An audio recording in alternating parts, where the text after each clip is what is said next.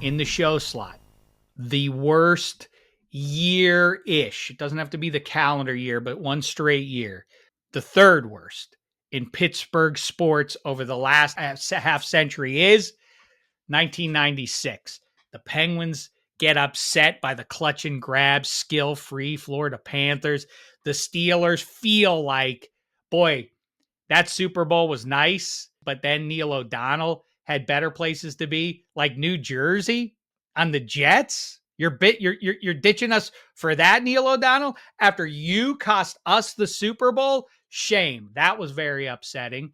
The Pirates were basically nowhere, and Pitt basketball and Pitt football were both in bum states. So 96 is way up there on the list. In the place category, I'm going with late 1983 into 1984. Terry Bradshaw ends his career in Shea when he rips his elbow. He gets mad at the Steelers, or has another chapter of excuses to be angry with the Steelers. He felt like he was put into the game prematurely, and that ended his career prematurely. Then Franco follows suit, goes off to Seattle, wears number 34. Blech.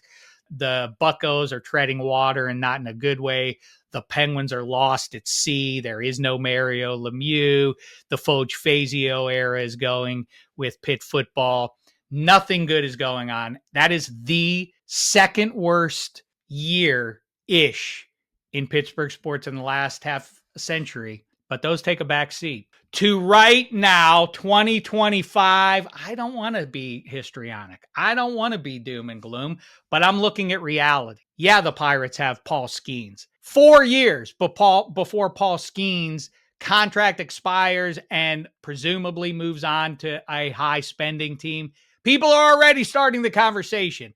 I get it. It's a little hacky at this point. The references to he'll be playing for the Yankees at some point soon, but 4 years in advance, now it's annoying. And why it's annoying is because the people saying it are probably right. What evidence is there that the Pirates are going to keep that guy?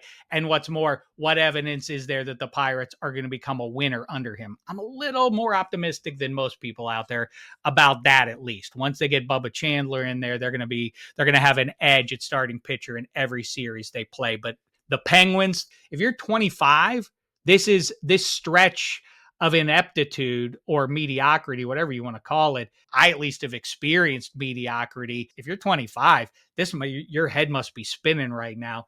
I hope better days are ahead, but nothing is guaranteed. And then you have the Steelers. It's hard to say that this is a miserable period for them because they've gone to the playoffs the last couple of years and they've won double-digit games the last couple of years.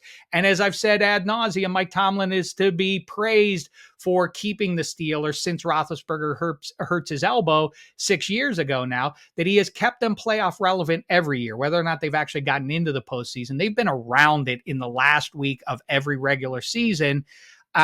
Since Roethlisberger, and that's a great achievement in the QB league when you haven't had the guy at QB at any point over those last 6 years. I know Roethlisberger's a Hall of Famer to be, but when he returned, he was much more mortal than he was pre-injury. And the Steelers are not a mess necessarily, but they have fully entered into this purgatory that with the pursuit of a 42-year-old man.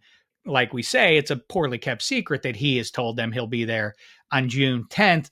I think Tomlin and Khan are benefiting. They're not being taken to task necessarily as much as they otherwise would be because of the brand that they're behind. If this were the Tennessee Titans logo and not the Pittsburgh Steelers logo, I think people in football America would be asking much more loudly, what in hell? What in hell? You're doing the Indianapolis Colts thing? That didn't work for them. Why do you think it's going to work for you? You're just going to keep bringing in mercenary QBs 1 year at a time until you get a quarterback, and maybe that quarterback will be Anthony Richardson. This is your big plan?